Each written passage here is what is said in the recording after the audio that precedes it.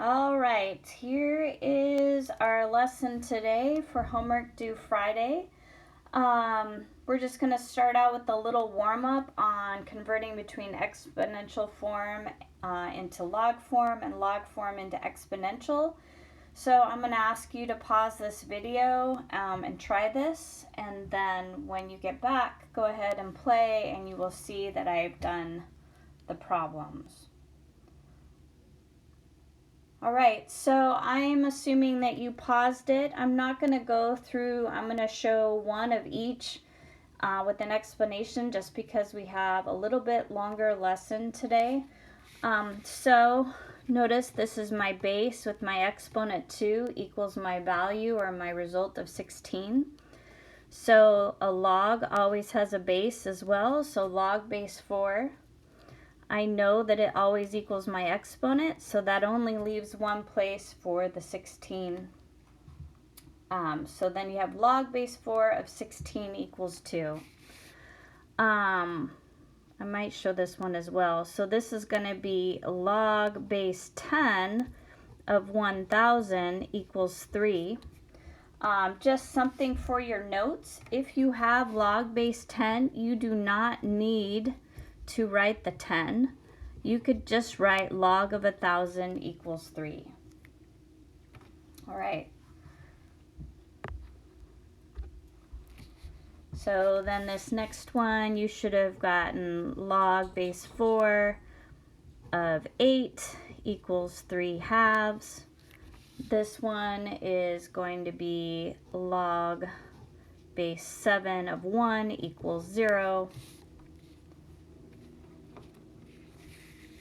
All right, if we start in logarithmic form, again, we can start at our base, go towards our equal sign, and end up there. So just like in logarithmic form, there's a base in exponential form. So 2 is my base.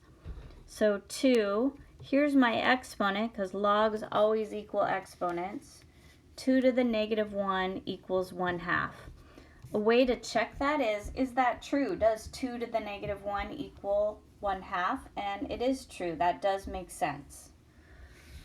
All right, so then in this one, remember, understood log base 10. So this is going to be 10 to the negative 2 equals 0.01. That also makes sense. That's true. 10 to the negative second power is 0.01. And this one is going to be 4 to the power of 1 equals 4, and that is also true. All right. Now, attached to today's lesson, you should have gotten a worksheet that looks like this. I'm hoping you can print it out. We're going to be going through this today as we are learning how to graph logarithmic functions with two different techniques. And technique number 1 is graph reflection. There's a little error here, so just go ahead and scratch out one of those logs under technique 1. So part 1 says convert logarithmic function to its inverse. So we know if we wanted to rewrite this as an exponential equation, it's going to be 10 to the y equals x. When we are finding inverses, remember we switch x and y, so its inverse would be y equals 10 to the x. The reason why we're doing this is because it's easy for us without a calculator to graph an exponential function, but it's impossible to graph a logarithmic function without a calculator and not first look at the exponential function. Because you can do some of the values for the exponential function, like you know that 10 to the 0 power equals 1, so you can find a point there. You know 10 to the first power equals 10, so you can find that point there. So we only really needed 2 points for the exponential function on this graph. Then it says, step 3, draw the line y equals x. Remember, that's a line that goes through your origin and has a slope of 1.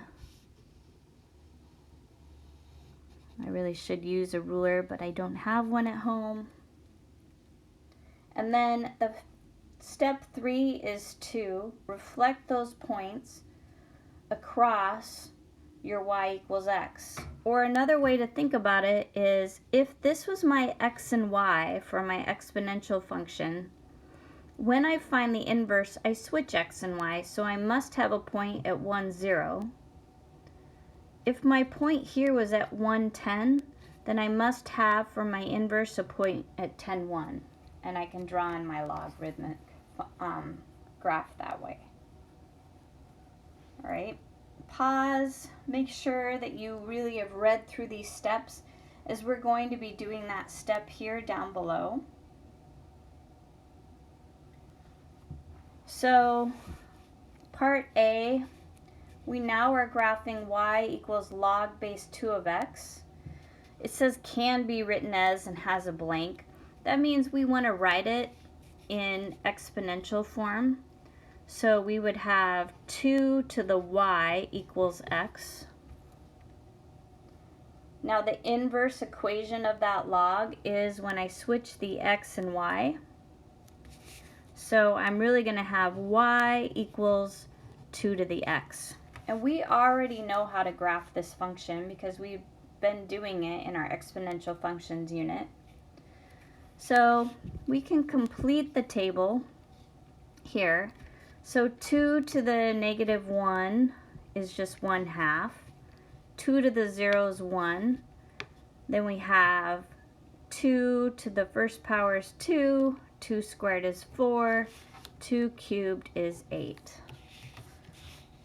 All right, and if we graph that, we go over negative 1, up 1/2, 0, 1, 1, 2, over 2, up 4, and over 3, up 8. We draw on our curve. We see that it's exponential growth. And we have that. Now it says we could draw our line y equals x. So you're probably doing a better job than I am at this, but here's our line. And then we should be able to reflect our points over. So I'm not going to worry about this point as much because it's a fraction, but if this point is 0, 1, then I must have a point here at 1, 0. See how these are reflected across y equals x? If this point is 1, 2, then I must have a point at 2, 1. If this point is 2, 4, then this next point's going to be 4, 2. And then my last point is 3, 8, so then I'm going to have one out here at 8, 3. And all these points are reflected directly across y equals x.